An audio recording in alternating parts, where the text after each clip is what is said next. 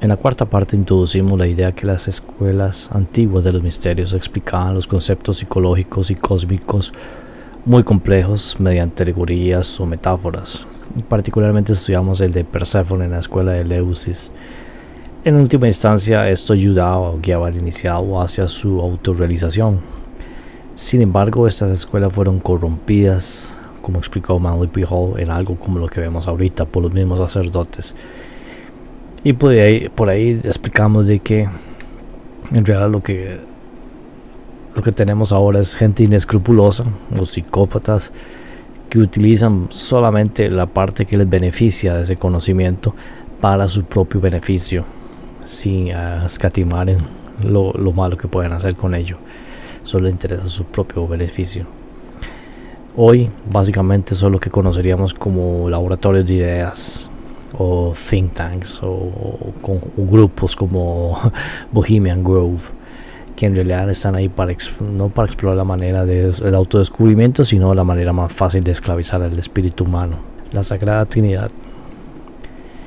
Y esto que vamos a hablar ahorita es como algo que he estado trabajando particularmente en la presentación de Sonia la Guerrera, que es la Sagrada Trinidad. Hablé del principio generativo, que es más o menos la armonía entre masculinidad sacra y la feminidad sacra, generando una armonía que básicamente se beneficia o se ve reflejado en el mundo con acciones morales. Pues bien, aquí estoy tomando un gráfico, bueno, está en inglés obviamente, que lo tomé de un activista que mencioné en la anterior parte, se llama Mark Passio, donde él más o menos resume de manera más concisa ese principio generativo, pero lo divide en tres partes, que estamos viendo la Sagrada Trinidad o la Trimurti, solo que no estamos hablando tal vez a nivel del macrocosmos, sino más bien al microcosmos, donde la mente es el padre, las emociones, la brújula moral sería la madre, o en este caso el espíritu, y finalmente el hijo, que realmente son el producto de nuestras acciones. Igualmente el padre es el principio de masculinidad sacra y la madre como feminidad sacra, que de nuevo tienen un hijo, que es el principio generativo que da lugar a las acciones o al hijo. En pocas palabras, es otra manera de verlo, pero una manera mucho más condensada y práctica en realidad, por eso lo traje aquí. Esta trinidad o conciencia realmente es lo que lleva acciones, sabidurías o morales a nuestro mundo. Y de nuevo, como expliqué en la presentación la antigua de Sonia la Guerrera, cuando alguno de estos falta, que nos dejamos llevar por mucho las emociones, pero no pensamos nuestras acciones, nuestros pensamientos, o no le damos introspección y solo actuamos lo que sintamos en el momento, va a ser un caos en nuestra vida. Igualmente, si pensamos y calculamos pero no tenemos emociones o brújula moral, nos convertimos en una especie de psicópata. O peor aún, tenemos las mejores intenciones y el mejor pensamiento, pero no actuamos. Es algo inerte, es un matrimonio alquímico inerte. Y cuando alguno de estos falla, nuestro reino interno está arrasado. Y lo que está pasando, que los ingenieros sociales entran y destruyen ese reino interno, y lo hacen activamente, no es casualidad. En este reino desolado vivimos en apatía y sin respeto propio. Como consecuencia, al no respetarnos a nosotros mismos, vamos a ser incapaces de respetar a los demás. Así pues, las personas degeneran en seres inmorales que no les importan las consecuencias de sus acciones. En pocas palabras, solo les interesa la comodidad o el confort de su propio ego, que es básicamente el problema de los zombies. Esto es lo que hace que un ser humano sea vivo, activo, funcional, práctico en la materialidad, con los pies en la tierra pero con la mente en las estrellas, el hombre estelar. Cuando se interrumpe este proceso, puede llegar a degenerar un proceso tan fatal como sería la zombificación que hemos estado estudiando hasta el momento. Y también no es casualidad que también está la verdadera definición de satanismo, este ego desbocado que solo importa servirse a sí mismo, Solo le interesa la manera en que pueda explotar el resto para servirse a sí mismo, de nuevo como un zombie que desea poseer, consumir todo a su paso, sin realmente tener necesidad de hambre. Es un vacío interior, vacío existencial.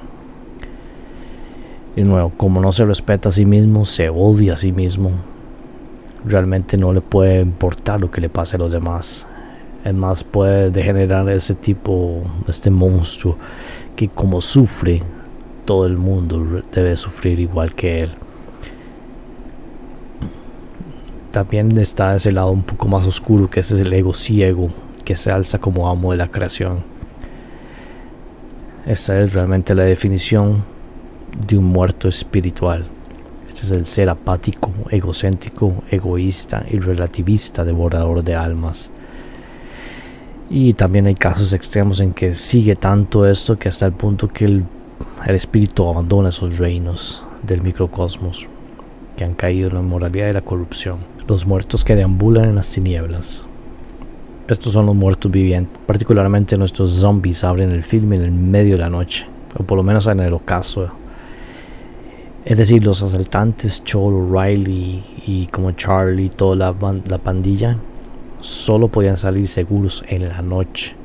De nuevo, la noche representa una metáfora, porque básicamente nos dice que los piratas o los seguidores de órdenes o los asaltantes solo están seguros, solo pueden estar seguros cuando la población cautiva, zombificada, permanezca en las tinieblas de la ignorancia y la apatía. Es otro interesante tema que tiene esta película, que solo pueden salir de noche, y esa noche representa nuestra propia apatía e ignorancia. De nuevo, la definición de los muertos no solamente toma el hecho de que usted o yo no permanezcamos o seamos parte de una escuela esotérica. No es tanto eso. En cambio, es más, podríamos decir que la pertenencia a una escuela esotérica, tal vez en la antigüedad clásica o tal vez más atrás, estaba más abierta a aquellos que realmente les interesa, pero hoy ya no es el mismo caso. De hecho, porque toda la información está ahí afuera. No tiene que ser uno miembro de ninguna escuela para poder estudiar. Entonces, literalmente es un caso de voluntad propia.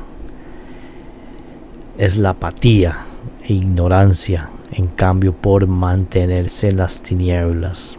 A este punto no hay excusa para mantenerse en la oscuridad o en la noche donde están los muertos vivientes.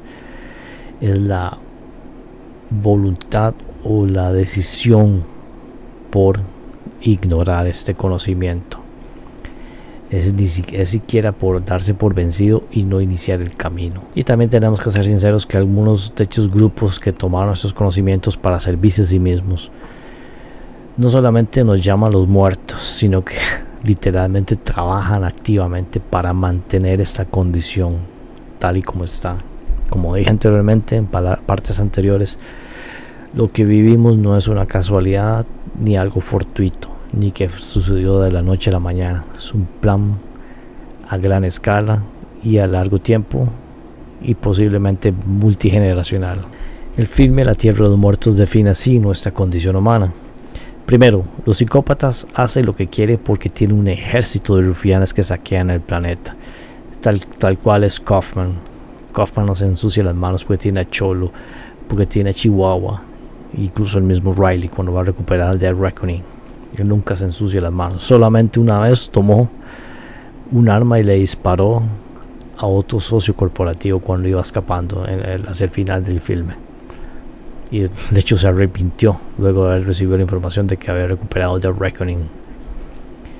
Segundo, los embates directos del karma no los reciben los psicópatas, sino los seguidores de órdenes. He ahí porque Kaufman se sentía entendió que hizo algo malo y que se arrepentía porque fue el último recurso. Pero en términos generales a él no le importa si los demás reciben los embates del karma, porque él solo da órdenes, solo abre la boca y dice tonteras, y los demás tontos le siguen las órdenes, le siguen la corriente. Finalmente esta condición no cambia porque la gran mayoría ha sido zombificada hacia la apatía y la inconsciencia. Eso es realmente el problema, porque al final del día, si alguien da una orden un psicópata primario, secundario, da una orden y nadie le hace caso, nada va a salir de eso. Todo el mundo lo va a ignorar y tal vez todo el mundo lo va a ver por lo que es una tontera o algo totalmente inmoral. Pero si la mayoría de las personas son apáticas o incluso temerosas, cobardes, y se agachan la cabeza y hacen lo que les dicen, obviamente todo va a seguir como está y más bien va a ir empeorando. De nuevo, esta inconsciencia, esta oscuridad es lo que habla Riley Cholo de por qué solo salen en la noche.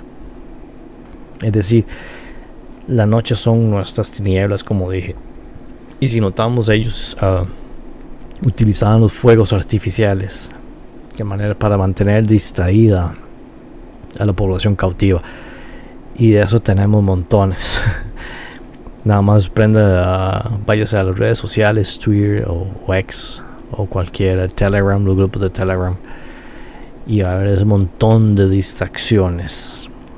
Pero todo está ahí para evitar hablar de lo que estamos hablando aquí, que al final del día todo depende de nuestra responsabilidad y nuestra decisión. Todo lo demás hasta el momento son solo distracciones para atañir el problema que tenemos al frente. Otra cosa muy interesante, que a pesar de que se vive un mundo post-apocalíptico, la en teoría zona segura en realidad es un estado policial donde cada paso es monitoreado, revisado, y hay un policía o alguien del ejército monitoreando quién entra y quién sale. Como dijo el mismo Riley, las púas no solo están ahí para mantener a los muertos afuera, sino también para que la gente no se escape. Entonces este Fiddler's Green, este lugar en realidad es una prisión más.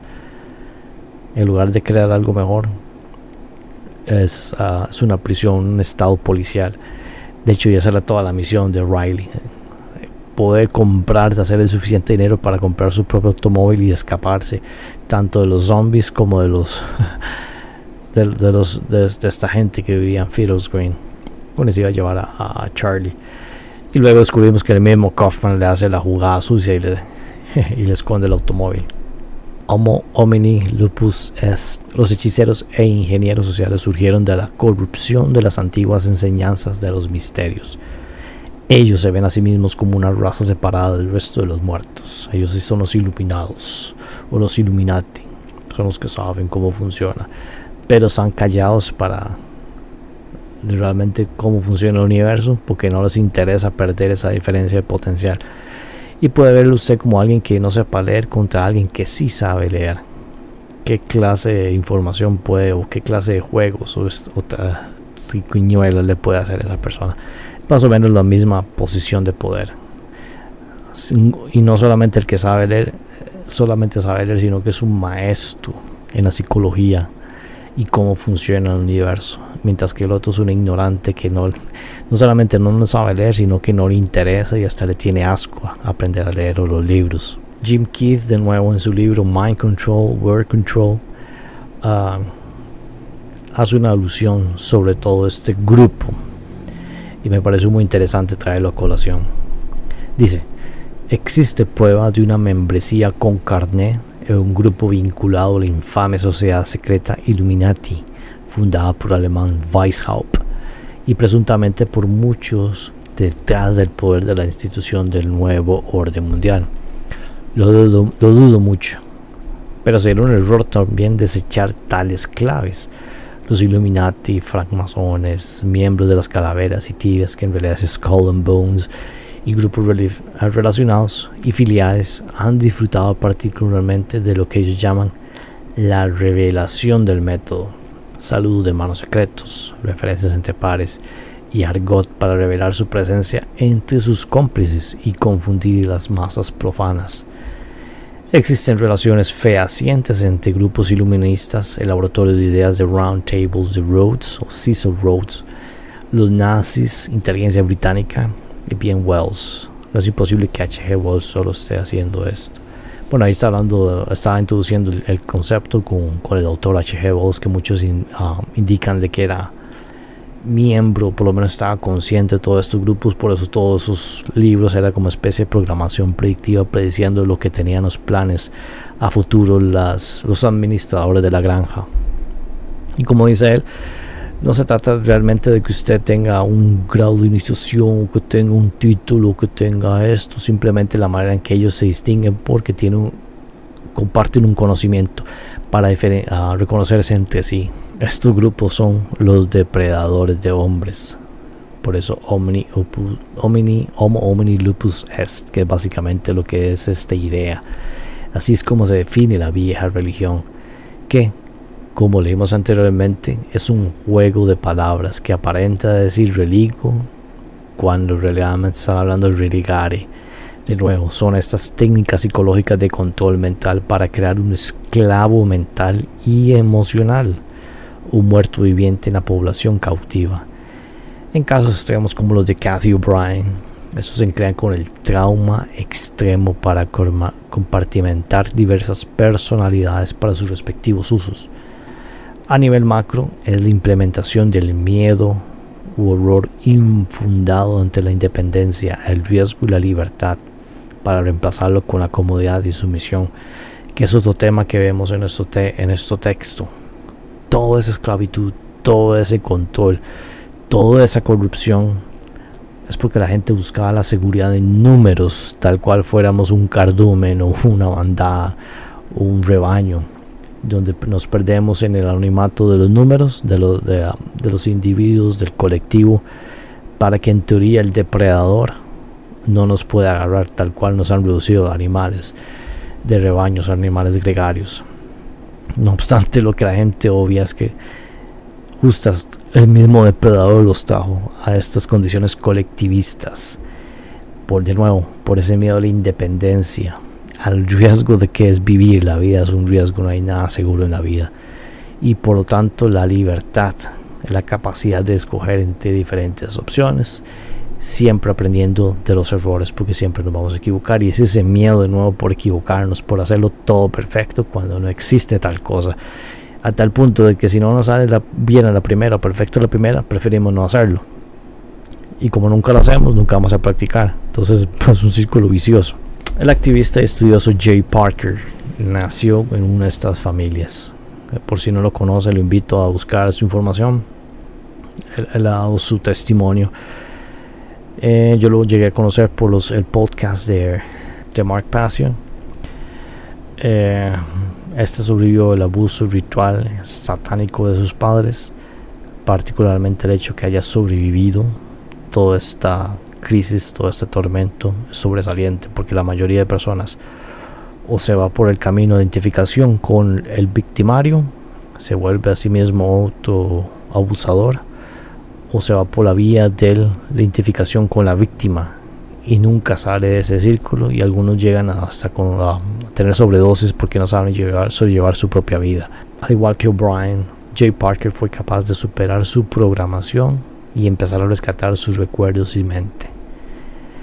Parker explica que estas sociedades secretas se creen descendientes, ya sea directos o ideológicos, de los viejos hechiceros de la Atlántida. Veamos. Bohemian Grove. Very nice place where the elite go and decide what the slaves are going to do next year. But at the Grove, this is the layout for their, banquets. It has the tables in a circular fashion. And the reason being is Atlantis and Lemuria were real places. And there was a high society pre-10,000 BC. And the dark occultists, they want to bring Atlantis back, because Atlantis was a total genetic engineering, fascist hellhole. Serious. It was scientists gone mad. And here's a picture of Atlantis as described by Plato. Entonces básicamente, el primero no es el primero que habla de los hechiceros de la Atlántida. A veces no venden la Atlántida como si fuera un lugar idílico, un paraíso en la tierra, pero cuando uno empieza a indagar realmente la razón del por qué cayó o por qué se destruyó, fue por los mismos habitantes de ella. Y esta no es la primera vez que hemos hablado de la Atlántida, o hemos hablado de ese cataclismo que se grabó en la memoria colectiva de la especie. En este caso particular voy a traer el tema de Edgar Cayce. No, mentira, no es de Edgar Cayce. En realidad es del hijo, se llama Edgar, pero no es el Edgar Cayce que uno está acostumbrado. Él básicamente hizo una edición, comentarios explicando, trayendo, relacionando los diversos citas de Cayce cuando el paciente o el referenciado tuvo una vida anterior en Atlantis. Por ejemplo, en una anterior presentación introduje de que había dos grupos: los hijos de Belial y los hijos de la ley de uno, pero también hay un tercer grupo que era considerado mano de obra esclava animada. Leamos. Esas entidades eran entonces los productores, como los llamaríamos hoy, o los trabajadores, los granjeros o los artesanos, o aquellos a quienes en sus posiciones nosotros llamaríamos en el presente como solo máquinas. Fueron esas las proyecciones de la actividad individual del grupo, y fueron sobre estas y las relaciones que ellos soportaban a aquellos en posiciones de autoridad que las diferencias aparecieron. En la tierra Atlántida, durante el periodo de los disturbios entre los hijos de Belial y los hijos de la ley de uno de los sacerdotes creó condiciones para las cosas, entre comillas, o aquellos que eran usados como la gente trabajadora en sus periodos. Entendiendo este breve repaso de estas visiones, vemos que había este tercer grupo de mano de obra que no se les consideraba, incluso él lo referencia como las cosas, o como esos esclavos, o como esas herramientas hablantes, que eran también, era como se le decían a los esclavos en la antigüedad clásica, particularmente en la cultura helénica. Cayce explica que esta fue una de las principales divisiones entre los hijos de Belial y los hijos de la ley de uno, que cómo tratar a estos. Los hijos de Belial obviamente los ve como autómatas, muertos vivientes, mientras que los hijos de la ley 1 notaron que algunas veces el espíritu encarnaba. Había casos directos en que el espíritu podía encarnar en ese esclavo, o lo que llamaríamos esclavo, y abogaban por un mejor trato, incluso tratar de guiarlos hacia un mejor futuro, por lo menos lo que entendí en el libro.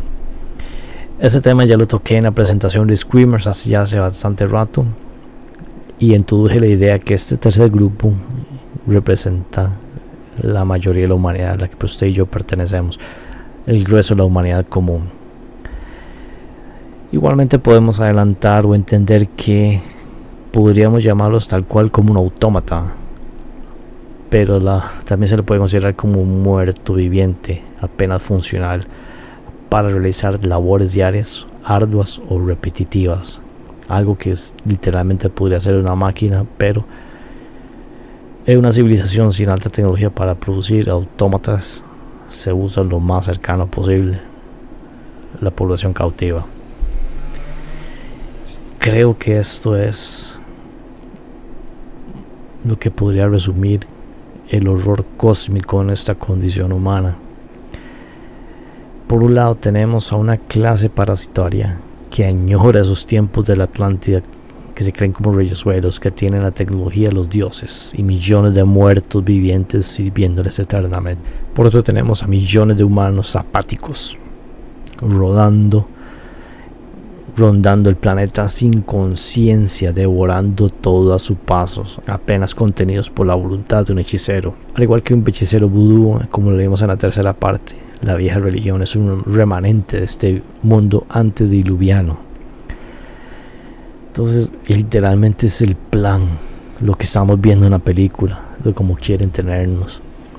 Y como expliqué en la conclusión de la parte cuarto, que estuve haciendo más o menos relaciones con la otra franquicia de filmes de zombies, que era Resident Evil.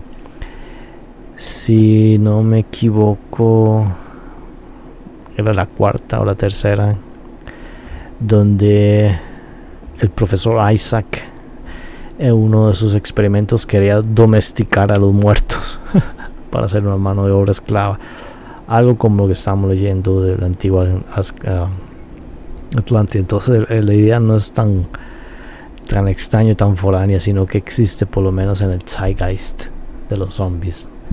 Los violinistas. Esta es la iconografía de nuevo que construye nuestro filme. Vemos una clase opulenta que sabe cómo motivar o manipular a las personas.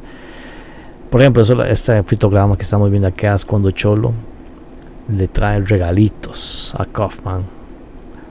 Y él creía que trabajando y haciéndole mucho dinero a Kaufman, él podría tener acceso al mismo estatus político, el mismo estatus social, el mismo estatus económico que Kaufman.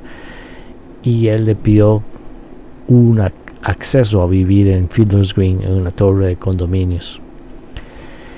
Claro, Kaufman rapidito le bajó los humos y le dijo que esto es muy complicado, hay que primero llevarlo con una junta directiva a ver si se la aprueba, hay mucha gente antes que usted, bla bla bla bla bla bla. Y al final tuvieron un desacuerdo y cada uno partió direcciones distintas. De hecho, Kaufman le mandó a con un uniformado a poner a dormir a Cholo. Al igual que los grupos que menciona Jim Keith, Kaufman es el psicópata primario que usa a los secundarios, o peor aún, a los seguidores de órdenes, porque él se cree por encima de ellos. Y de hecho casi todas las escenas que vemos de Kaufman, ese es un penthouse viendo desde arriba como la masa ignorante y muerta sigue sus órdenes, sigue sus planes. Estas son las sociedades secretas de hoy, esos ingenieros sociales que manipulan a la masa de la humanidad en su ignorancia para generar un objetivo en base a su voluntad menor, generar un cambio en el mundo en base a su voluntad menor. Sí, tal vez en el pasado antiguo las escuelas de misterios originales estaban ahí para educar a la humanidad, pero estas fueron corruptas y ahora más bien son grupos nefarios que trabajan para mantenernos sumisos, dormidos, muertos. El nombre de la torre de apartamento nos da otra clave: Fiddler's Green.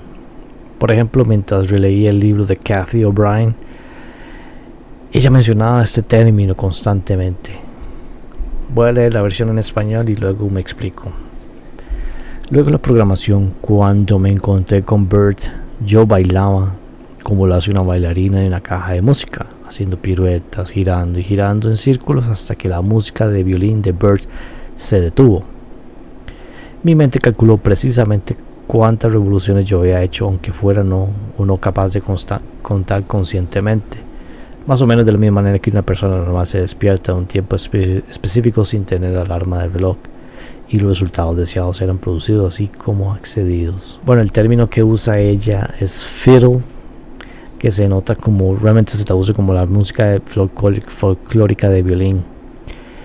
Pero cada vez que ella caía en ese trance o alguien ha forzado de un trance, el término que usa ella y que lo usaban contra ella era fiddle, que esa es la técnica, más o menos para traerla en trance.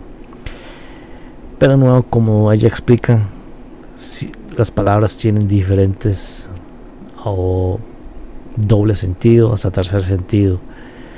Por ejemplo, la palabra fiddle en inglés o en algo bastante vulgar también tiene otro significado, que es lo que vamos ahorita a ver en pantalla, que también es un juego de palabras para denominar este término aún más oscuro. De hecho, tanto Cathy como su hija fueron abusadas sexualmente y psicológicamente desde muy niñas, y siempre se refería como fiddle. Y bueno, aquí tal vez en este fotograma no se aprecie muy bien, pero Fiddler's Green tiene este logo que obviamente no es exactamente igual, pero nos da la misma idea más o menos de lo que estamos viendo aquí a la derecha. Podríamos avanzar la idea de que el autor, tal vez por los años en que estaba, quiso adelantar realmente lo que pasa detrás de bastidores en Fielder's Green, o cuáles eran los regalitos que le pasaba trayendo Cholo. De hecho, sobre la manera en que Cholo quiso chantajear a Kaufman. Él decía: yo sé lo que pasa aquí detrás, yo siempre estoy aquí limpiando trayéndole cosas y haciendo sus trabajos sucios, limpiando detrás de usted. Por eso le necesito que usted me pague lo que me debe. Él sabía exactamente y quiso chantajear a Kaufman. Entonces podríamos adelantar de lo que realmente pasa en Fielder's Green, que podríamos literalmente traducirlo como el campo verde donde juegan los violinistas. Conforme avanzamos en el análisis del texto, podemos apreciar el horror verdadero de este.